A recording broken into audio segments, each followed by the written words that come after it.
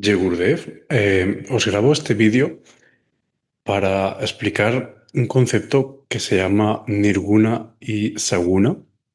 Este concepto lo quería enseñar justo después de los tres adhikaris, pero como los adhikaris son largos, como vimos, el primer adhikari tomó toda una clase entera. Posiblemente la siguiente clase acabemos los otros dos adhikaris que quedan, ¿no? Madhyama y Uttamadhikari.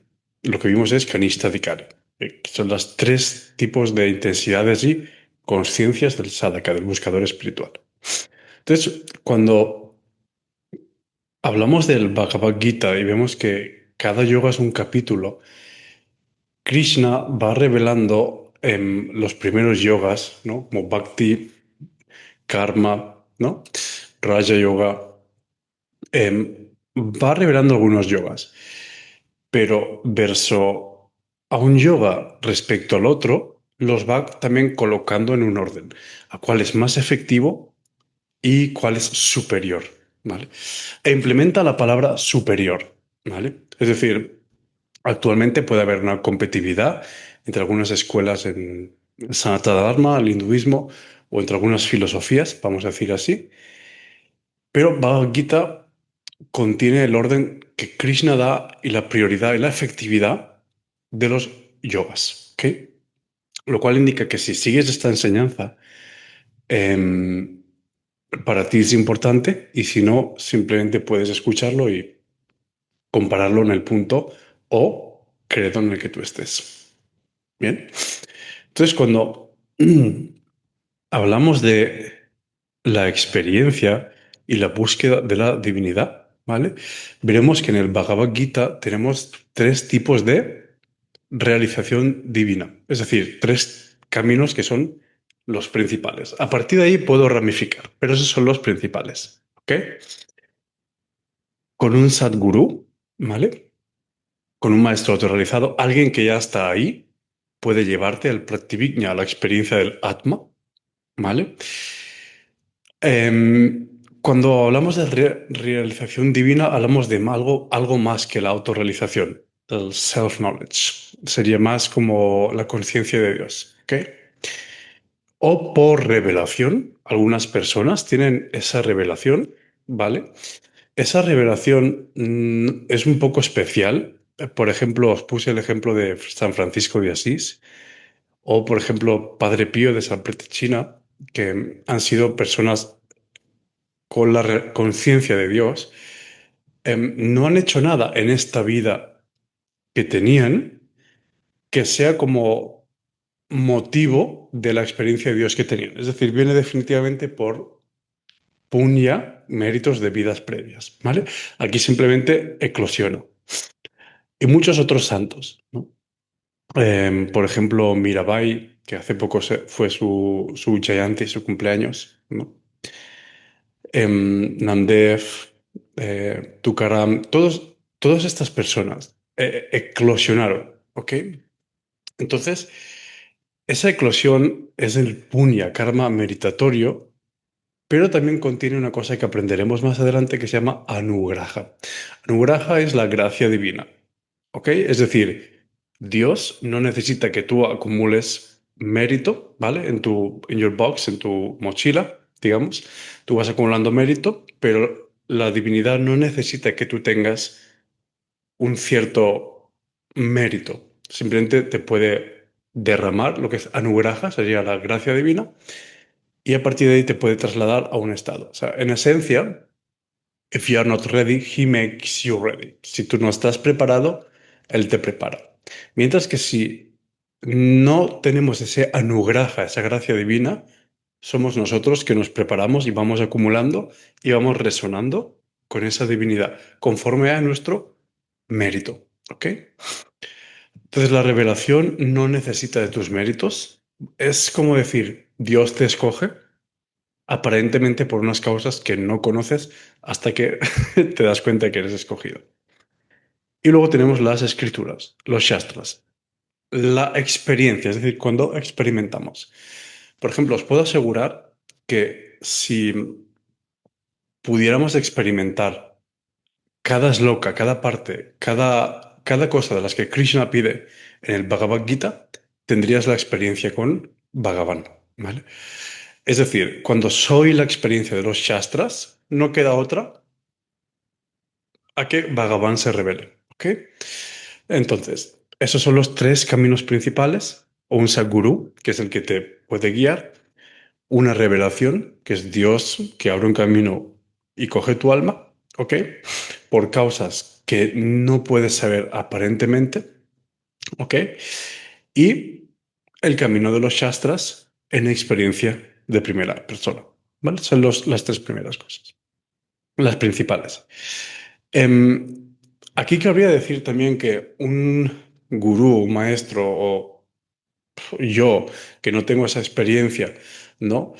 No soy gurú, o sea, en este caso sería como teacher, profesor. No tengo esa experiencia, tengo una parcialidad de esa experiencia, pero yo no te puedo llevar a ningún estado, no puedo clamar eso.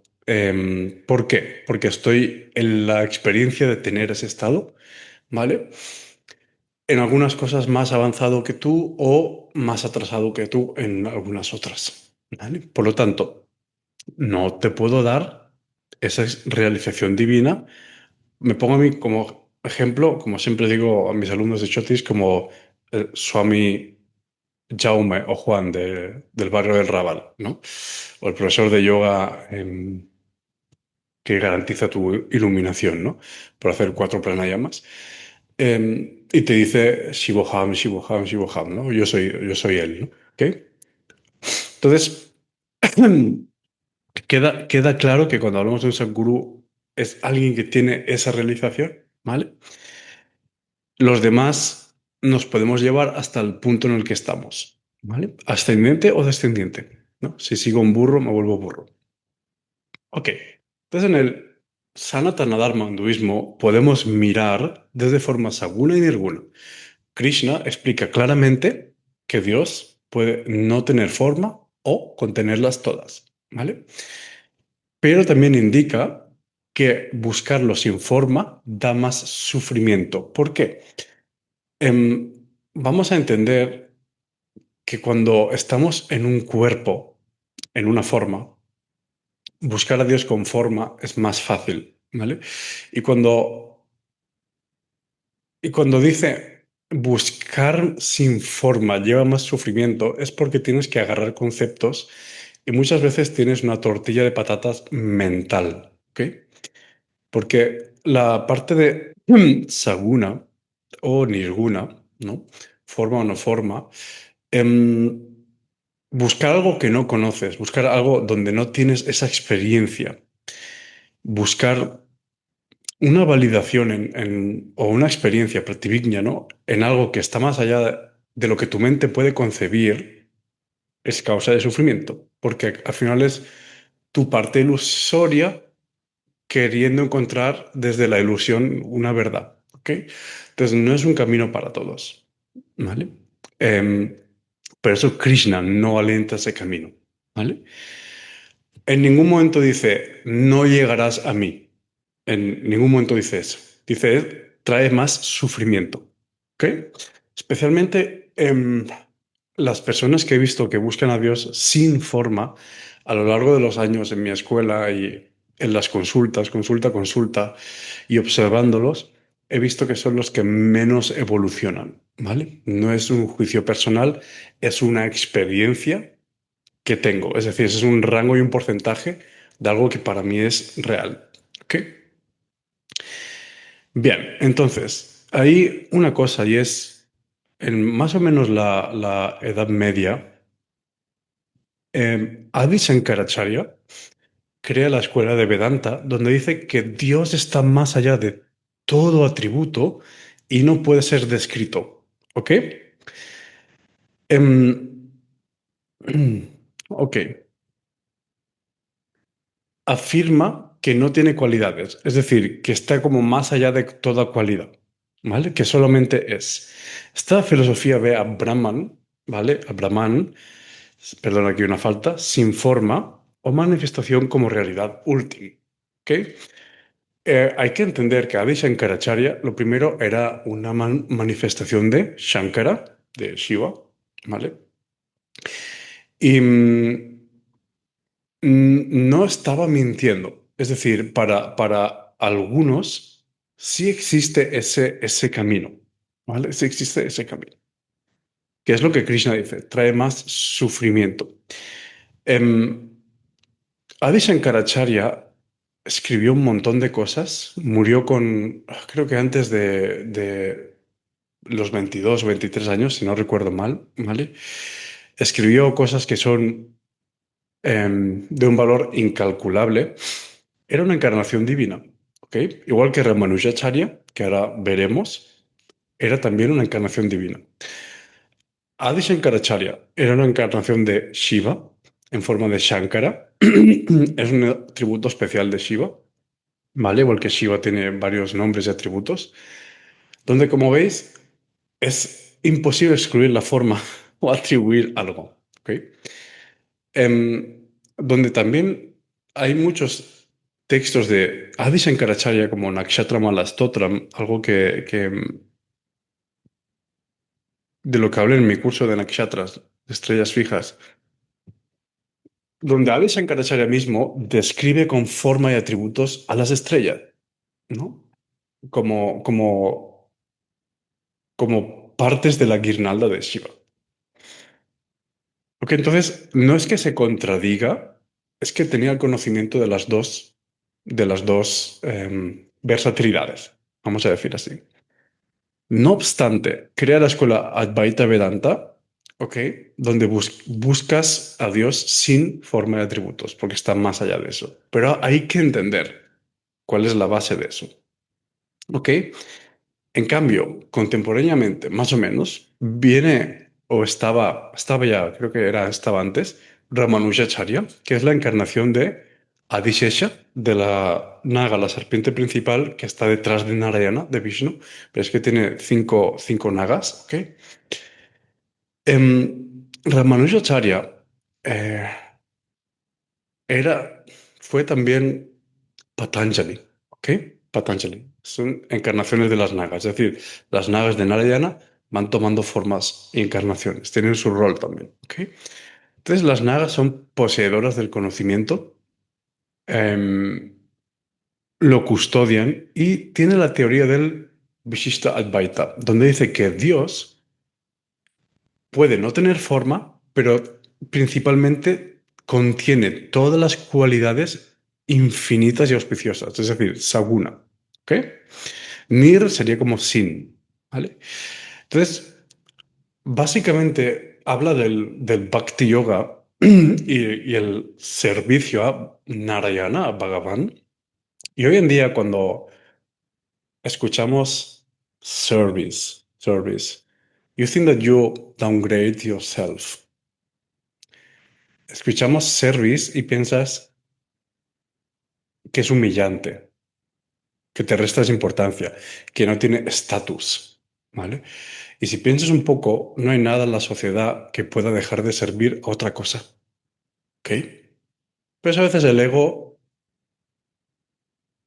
o la arrogancia, más allá de dolores y traumas y mochilitas, es básicamente falta de conocimiento, ¿vale? Em, Ramanuja Acharya tiene un enfoque al Bhakti, donde aquí hay una definición de Bhakti que me gusta mucho del Tadamya Vedanta, ¿vale? Es una conciencia de amor ininterrumpido hacia Bhagavan, cuyo sentimiento de pertenecer a Dios es tan fuerte que se expresa en forma de servicio, cesando todo tipo de sufrimiento, ¿vale? Entonces, en este concepto, no niega la no forma, la no manifestación, sino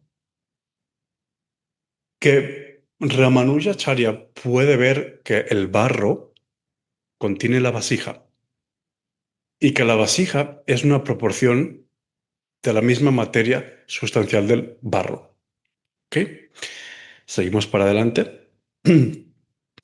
Desde que Brahman es la última causa de todo es real y el universo también, ya que es su Shakti. Es decir, igual que la semilla contiene el árbol y el oro todas las joyas, Brahman contiene todos sus Shaktis y los Shaktis manifiestan. Y este es el concepto que en New Age a veces, "Ah, todo es ilusorio, es ilusorio", cuando realmente hemos bebido y entendido mal eso, sobre todo porque en Occidente, por la parte más mental e intelectual, el budismo pegó muy fuerte en los 90 y los 2000. Em, pero hay que entender también que el budismo, no voy a hablar del budismo en sí, pero es una doctrina, una filosofía que sale cuando decaen los Vedas y un poco los contradice.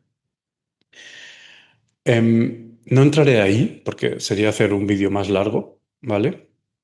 Eh, lo que, lo que sí voy a decir es que, ok, algunas cosas del budismo pueden parecer a la teoría de Adi Shankaracharya. ¿Vale? Lo que pasa es que a Brahman le llaman la vacuidad, ¿ok?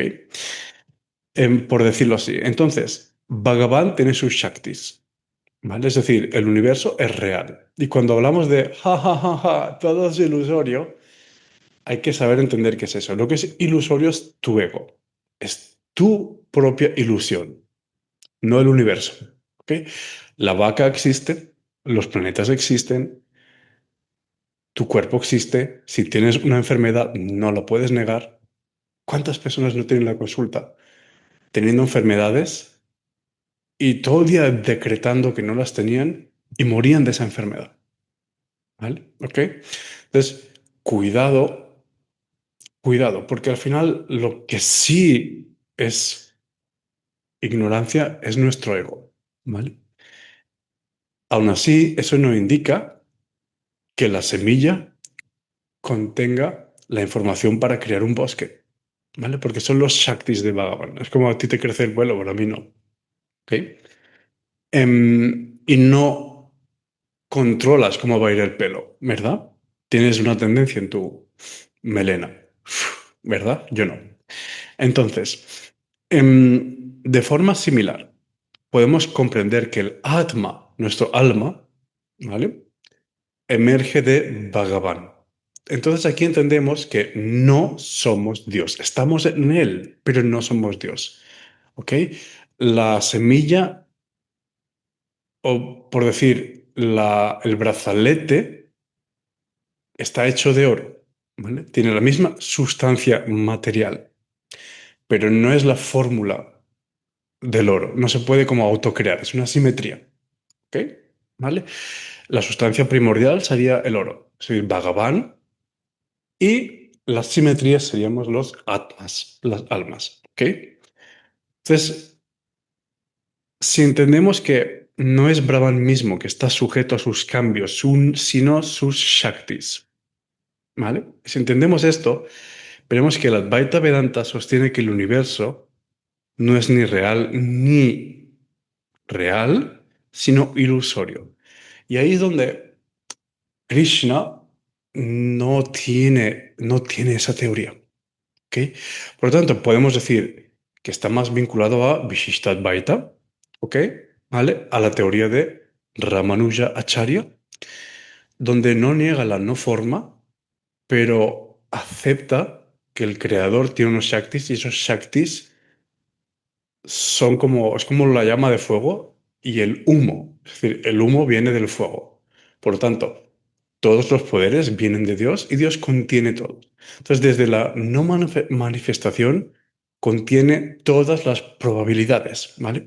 Por eso lo que entendemos como libre albedrío, para Dios no es libre albedrío, porque dentro de tu percepción de libre albedrío, que es muy limitada y parcialmente irreal, tal y como la vivimos ahora, todas esas posibilidades estaban en la semilla. Por eso Dios o los sadgurus o cuando encontramos un ser realizado nos pueden ver y nos pueden experimentar y nos pueden leer como un mapa, ¿vale? Porque lo que para nosotros es un azar, para ellos ya estaba ahí, ¿ok? Bien, ahora, hay un sutra del Sandilya Bhakti Sutra que me gusta mucho, Sandilya. Sandilya era un rishi muy especial, habló mucho sobre el Bhakti. Aquello que puede ser conocido no puede ser falso, porque lleva el Shakti de lo supremo, ¿vale? Que es lo mismo que hemos hablado. La teoría de Ramanujacharya, Vishishtadvaita. Bhagavan existe, o Brahman, y sus Shaktis son reales, ¿ok? Entonces, si puedes conocer su Shakti, puedes conocer a Dios, ¿vale? Ahora, desde que Dios es la causa original y contiene todas las posibles formas y efectos, ¿vale? También contiene todos sus resultados, ¿vale? Todos existen en él, falta un acento, sorry, por potencialidad, como potencialidad, ¿ok? Y aquí hay un verso del Bhagavad Gita que me gusta mucho, en el capítulo 9, verso 6, ¿vale? Em, capítulo 9 es el que le gusta más a mi gurú, ¿vale? Tiene que ver con Raja Vidya Guhya Yoga, el secreto de la devoción, ¿ok? Y aquí en este verso, ¿vale? Yataksha Stityonityam Vyuhu, ¿vale? Este verso puede traducirse de varias formas, ¿no? Algunos empiezan como entiende como el poderoso viento, ¿vale? Y aquí puedes decir, así como el poderoso viento se mueve por todas partes, pero siempre permanece en el espacio, es decir, puede haber un viento, ese viento está en ese espacio, ¿vale? De la misma manera puedes comprender que todos los seres descansan en mí, es decir, somos el viento, formamos parte de todo este movimiento en el espacio de Dios, ¿ok? Y eso es bhakti, también conocimiento, porque como hemos visto la definición de bhakti, em, cuando hay amor, el amor no es ignorancia, el amor lleva implícito el saber, ¿ok? ¿Por qué? Porque estamos hablando de prema, de amor divino. Cuando llegamos al amor divino, ya hemos conquistado a quienes somos, ¿ok? Bien, entonces, básicamente, lo que quería comentarte era eso. Era eso.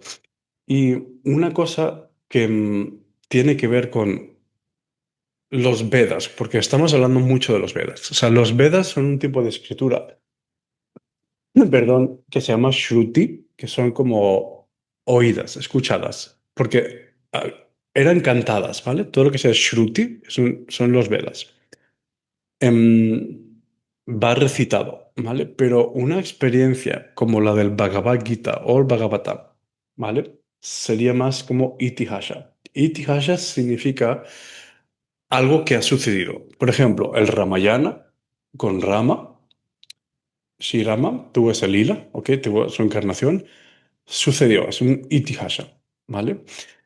Buda, la historia de Siddhartha, es histórico, sucedió, es un Itihasa. Bhagavad Gita, sucedió. El Mahabharata, sucedió, es un Itihasa. Es decir, se basan en una realidad histórica y manifestada. Manifestada, con forma. ¿Ok? ¿Vale? Se llama Itihasa. Luego tenemos Puranas, ¿vale? Como Bhagavatam, como muchas otras, ¿no? Shiva Purana, cada Skanda Purana, cada dios tiene su Purana, su historia, que es más como, tiene una naturaleza más devocional, es más como, parece un storyteller, un cuento, una historia. No es que no hayan sucedido, pero es más como la vida personal, en plan como inspiración devocional, ¿ok? Luego tenemos mm,